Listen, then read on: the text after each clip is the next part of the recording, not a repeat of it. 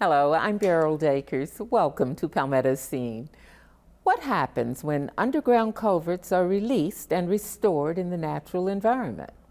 Or when historic structures need repair, where do you turn to find artisans skilled as in the olden days? We'll find out in this edition of Palmetto Scene. But first, loud, fast, or classic, car clubs have always had a special bond with one another. The Mopar and Corvette car clubs, while different, all share their love for displaying their amazingly unique cars.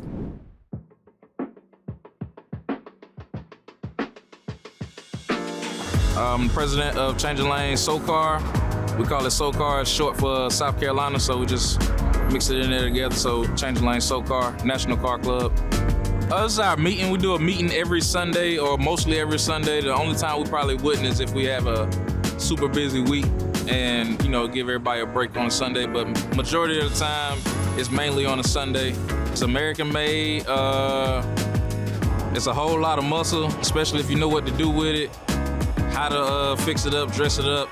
We keep it real safe out here because we have a lot of other things and other people that look up to us. So we have to keep a standard held. People really love the cars coming by and honking the horns, whether it be their birthday, whether it be an anniversary, anything. They really love for us to come by, especially the smaller kids. You know, they consider that, to them, they consider that a little miniature car show because, you know, it's always about giving back and, you know, getting out there, making them excited. It's priceless to see a kid just excited for no reason.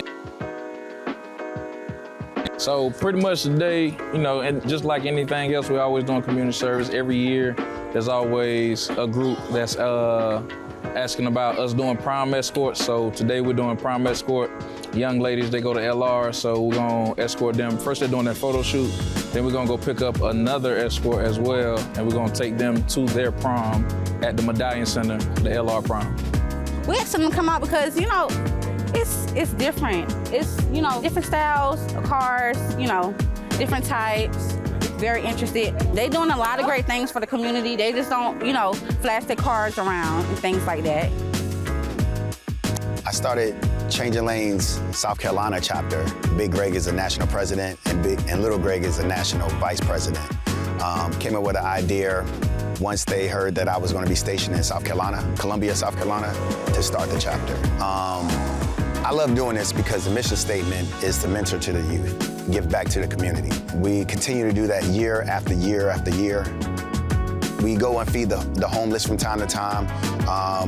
We do a lot of parades and things like that, different car washes, different type of events that help out not just the car club itself, not just the organization that we're trying to help, but everybody in the community as well. Here we have Aretha, better known as Oreo. This is my 2021 Dodge Challenger RT Shaker. The significance of it is that it has the specialized scoop with the hole cut out in the hood. How you can tell something's a shaker is because the hole, it is pretty much says it.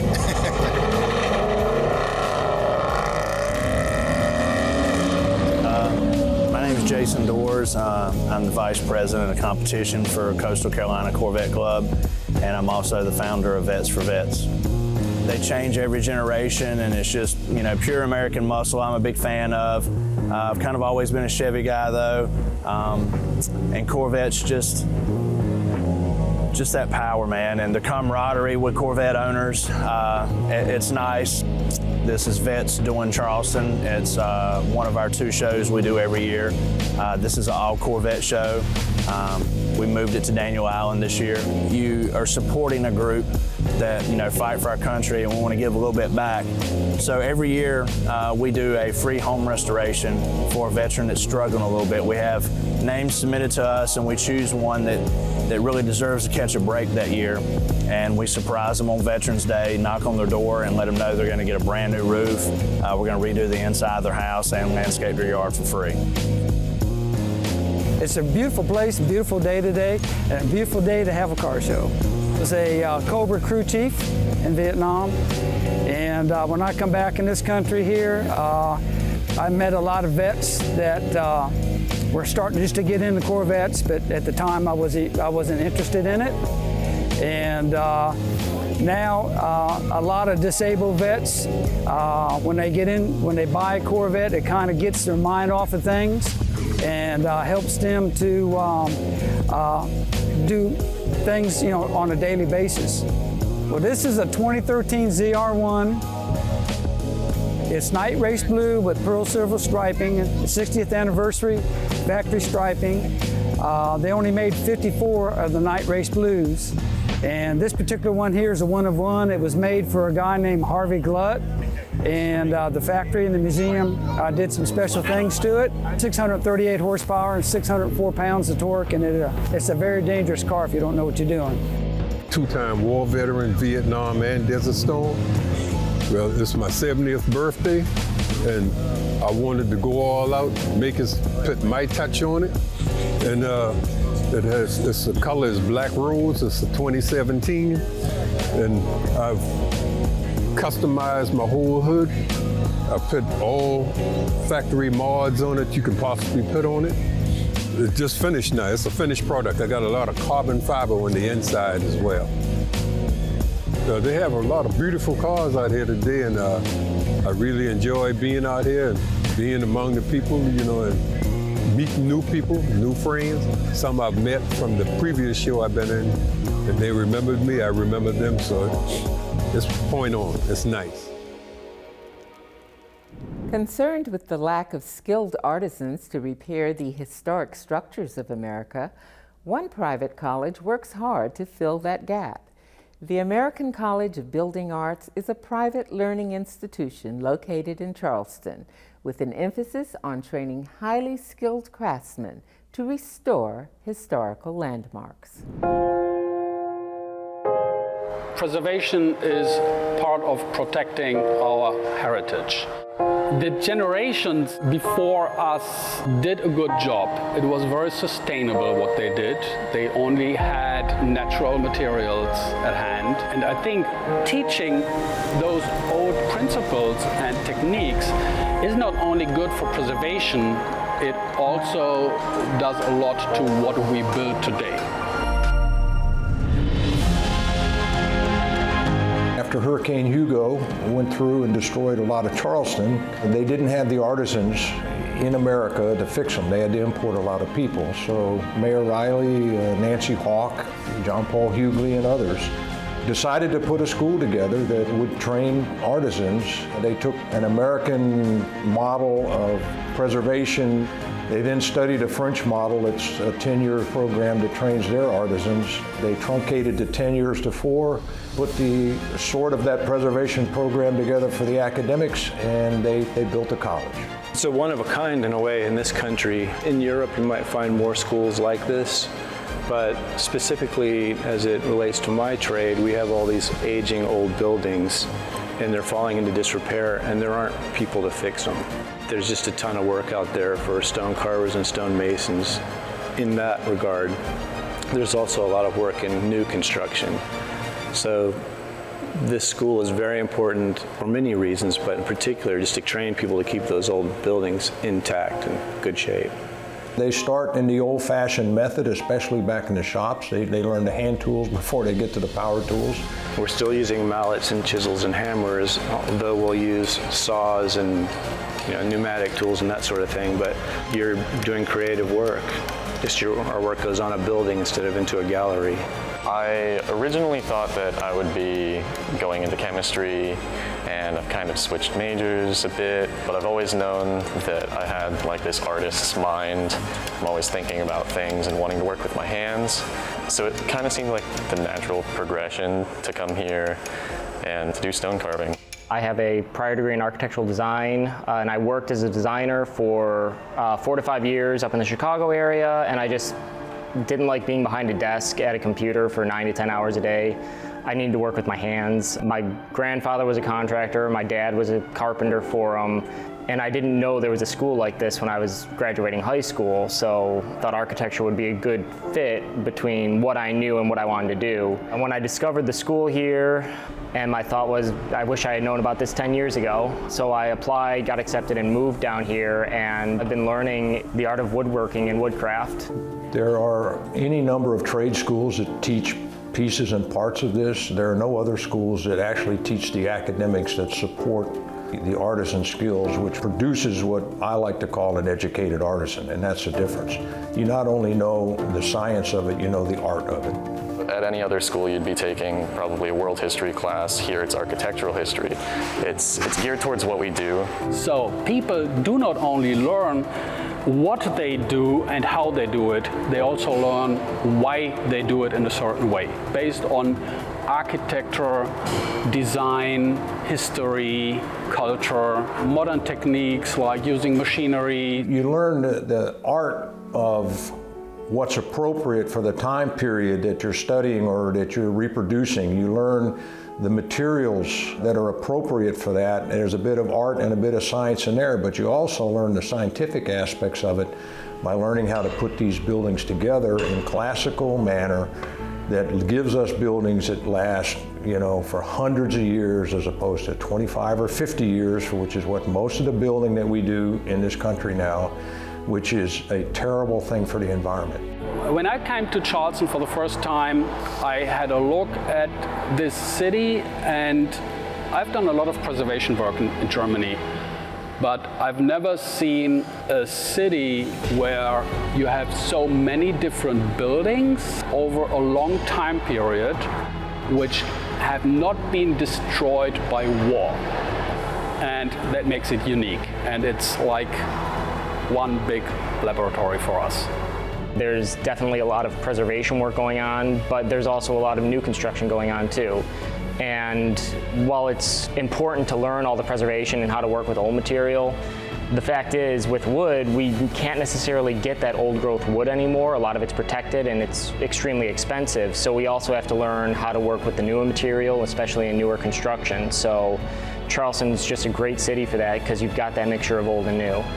So if you go to the old Powder magazine in Charleston downtown, I guess it's the oldest public building. Stevens class did the new gift shop for that building, and the challenge was to build a gift shop meant for today's use in an old building.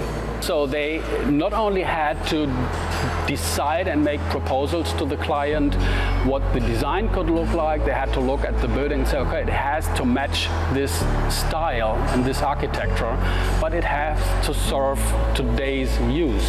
The young men and women here, with a little bit of education, a little bit of discipline, they can master anything. They built a replica of the gates of the Miles Bruton House this year that will be used by the Gibbs as a part of their display. Timber frame projects all over, some plaster work in some of the historic houses here. One of the largest ones for graduates is the building on East Bay Street that is owned by, I believe, Mr. Ravenel. They got into the redoing of that building. It was basically eaten up by termites, and the wonders it was standing, and they basically rebuilt that whole building without taking that building down. I think that was a phenomenal, it overlooks the harbor out there. It's one of the probably late 18th, early 19th century buildings down on East Bay. I'm amazed at what goes on in the school all the time by these young men and women. So last summer, I was fortunate enough to get an internship with George Washington's Mount Vernon up in Virginia. They asked me to come back, so I'm going to be moving to Virginia a week after graduation, and I'm going to be a preservation carpenter at Mount Vernon, at least for the next year. We've worked on Lincoln's Cottage in Washington, D.C. We've worked on Lincoln Cathedral in the United Kingdom for a number of years. and I could go on, but these important buildings, we're actually affecting the lifespan and the continued use of these buildings for many, many years. That's what I like to see. I like to see the result. I like to see young men and women graduate from this school, and then I like to see the skills that we send them out into the world to do.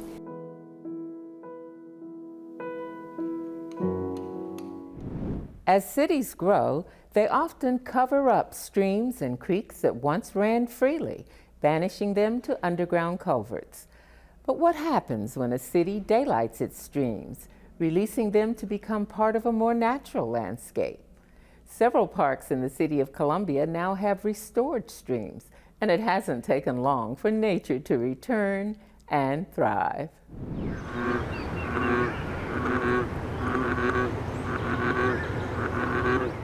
Daylighting a stream is bringing a stream that was placed in a pipe and buried underground back up to the surface and restoring its channel. The way our cities have been designed is water never touches the ground. From the time it hits your roof, flows down your drain pipe, it's piped all the way from there straight into a river. So all along that way it's picking up pollutants and concentrating them and delivering them straight to our, our waters that are just upstream from our drinking water systems.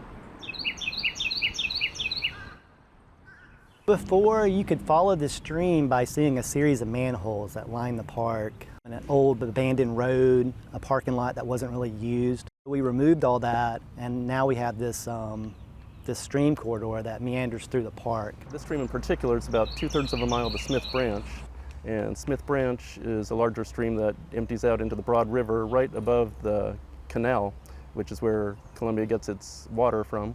So it's important that we, restore areas like this in order to protect the water quality. The lush vegetation that we have helps absorb a lot of the nutrients and pollutants that come from roads and parking lots that enter the stream. So you have a much cleaner water that exits the stream itself. It brings wildlife to the park and gives them habitat. And the people, it's for the people in the park. And really this plan was all community driven. The community had a passion. It was their idea to daylight the stream. And we worked with them to implement that vision. It's just nice not to have to leave your community to go outside. For the longest time, I would go all the way down to Finley Park if I wanted to do something outside. But I've been coming here with my dogs. Fresh air and nature are really good about helping people get a better routine going on. It's unfortunate that the 29203 area has a lot of diabetic issues, some of that being because we are in a food desert with not access to healthy foods. The Bilo is now an auto parts store next to a dialysis center. So I think green spaces are really important to making sure people have access to at least a little bit of peace and quiet, a little bit of fitness in their life.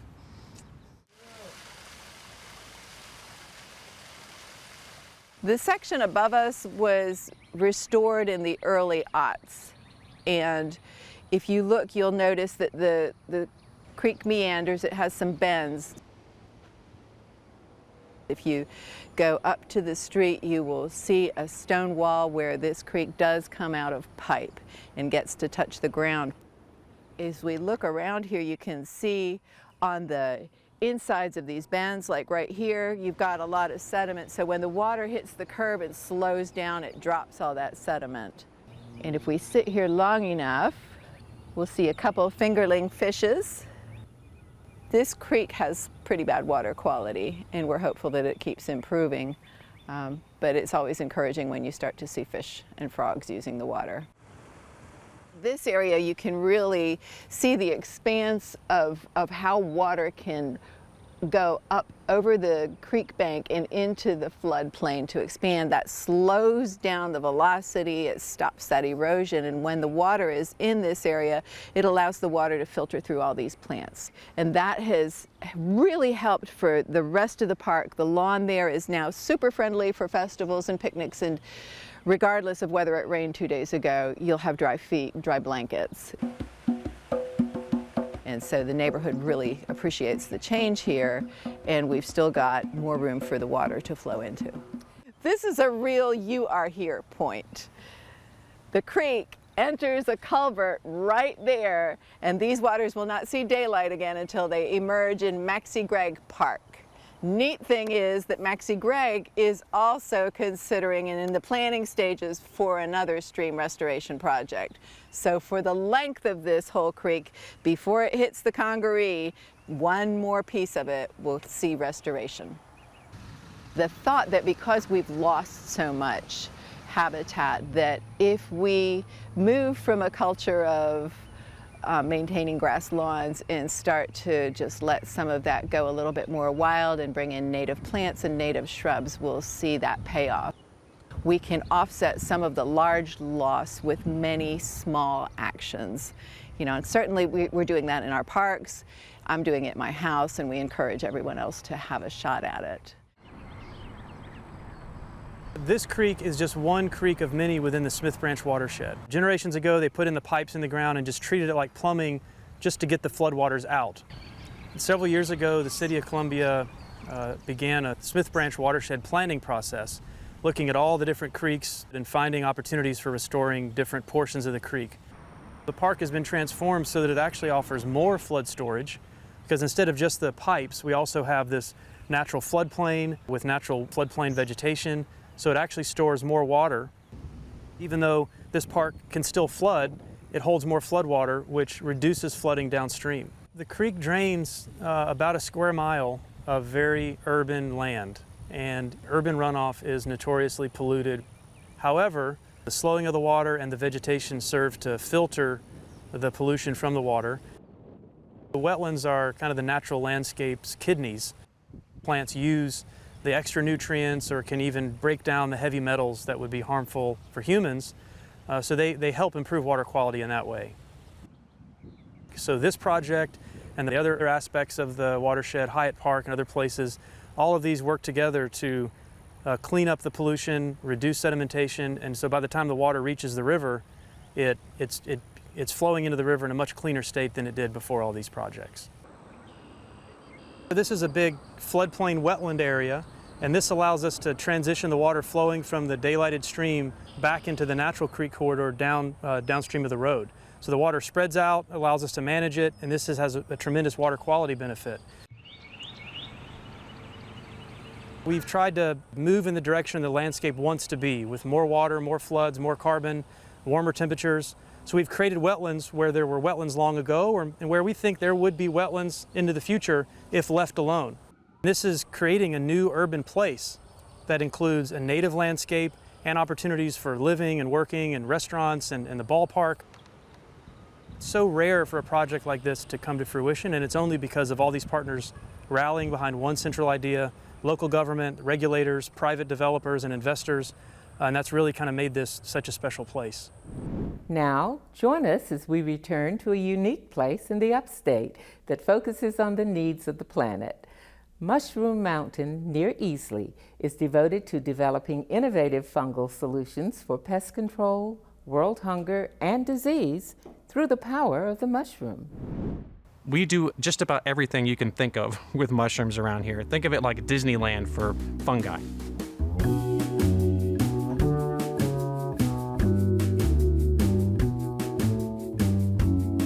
I started Mushroom Mountain in 1996, and then Olga and I met about 15 years ago, and we had an idea to start a mushroom farm in South Carolina. So we moved here from Florida and started a mushroom farm at our house, and then we ran out of space, and now we picked up this piece of property, 17 acres with buildings, and we have 300 different species of mushrooms in our laboratory now. And what we do is learn how to grow mushrooms, teach mushroom cultivation, mushroom identification, and also all the cool things that people can do with mushrooms for food, for the environment, even building materials.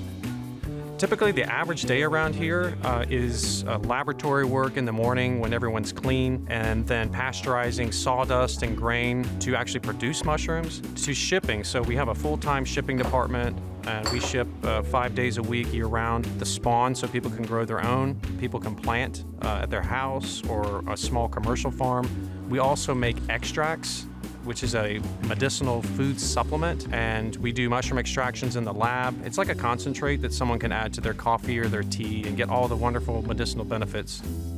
I worked in a hospital for a really long time in a laboratory, and I was in a room all day with no light, no windows, no one even knew we were there, and it just felt like very sad and depressing, and like I wasn't really doing anything for the world, so I quit that job. It just feels more rewarding to do something that has no negative attributes for the world. You know, everything I'm doing here is good for the earth. We are finding things out about fungi that no one else has really discovered yet. For instance, you know, these fungi are out here in the woods, and we find ants with mushrooms growing out of their brains. I mean, it's insane. We found some growing on German cockroaches. There's a fungus that grows on mosquitoes. And these are fungi that grow locally here. So we can clone them, amplify them, and develop products that can help us reduce or eliminate pesticides. And that's huge. We need to eat food that's not sprayed with pesticides. And we need to figure out that, hey, these fungi can help. This place is so odd. It's not just a mushroom farm. It is an idea factory. Things like that. Yeah, you can. So mushrooms create heat. We do a lot of tours here, and when someone comes here for the first time, they have no idea what they're in for. They just think they're coming to see mushrooms growing at a farm, and by the time they get to the end of the tour and they see all these different applications that we as a society can use mushrooms for, I mean, they're just walking away with their minds open. They're going to learn about the life cycles of fungi, how we grow mushrooms, the laboratory, to how we compost, how we make building materials. How can we use mushrooms to make the world a better place? And people are very open and receptive to this because they've never been exposed to this. Mushrooms and fungi is the second largest kingdom on the planet. There's insects and there's fungi. There's millions of species of fungi out there, and we have no idea what they do. It doesn't surprise me if tomorrow there's another big discovery because there's just so much. I'm expecting to see a lot of jaws on the ground, and that's why I'm so passionate about it, is because I see an awakening. I see this spark of hope in people's eyes when they are going through this tour, and it's complete, like a transformation. The last time we were here, he was advanced in what he was doing, and he's even getting more educational and doing more important things for the environment, which is super important because we definitely need all the help we can get. This last room where he showed the progression of the mushrooms from yesterday where there was none, and today they're getting bigger, and I thought that was pretty informative. The lab space is the heart of the farm. You know, it's not just designed to make spawn for us to grow mushrooms. It is a fully functional microbiology lab. And you could take one little mushroom from the woods and just create millions of them in there. We can go in there and we can do trials with bacteria, and we could figure out applications for what can these mushrooms be used for in industry or agriculture. You know, for instance, I had a fungus on a Petri plate and I cut it, and it turned out to be a good substitute for rubber. You know, things like that. Things that are biodegradable that we need. There's almost nothing we can't do with fungi. Albert Einstein said, if we look deep, deep into nature, we'll find the solutions for everything.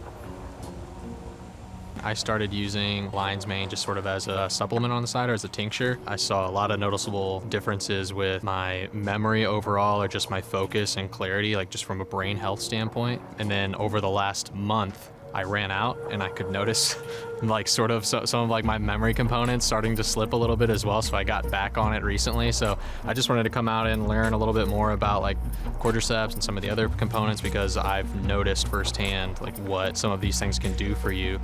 A mushroom can be opportunistic, it can be territorial. Another day it can be symbiotic and mutualistic. Mushrooms create heat, carbon dioxide, and they sweat.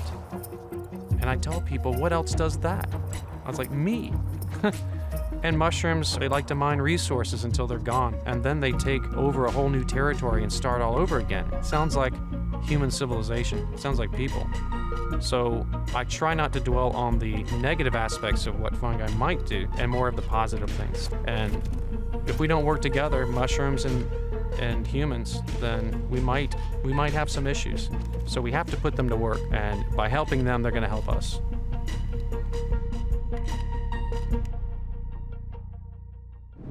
That's amazing. For more stories about our state and more details on the stories you've just seen, do visit our website at palmettoscene.org. And of course, don't forget to follow us on social media, Facebook, Twitter, and Instagram at SCETV, #Palmetto Scene. For all of us here at ETV and Palmetto Scene, I'm Beryl Dakers. Stay well, and thanks for watching.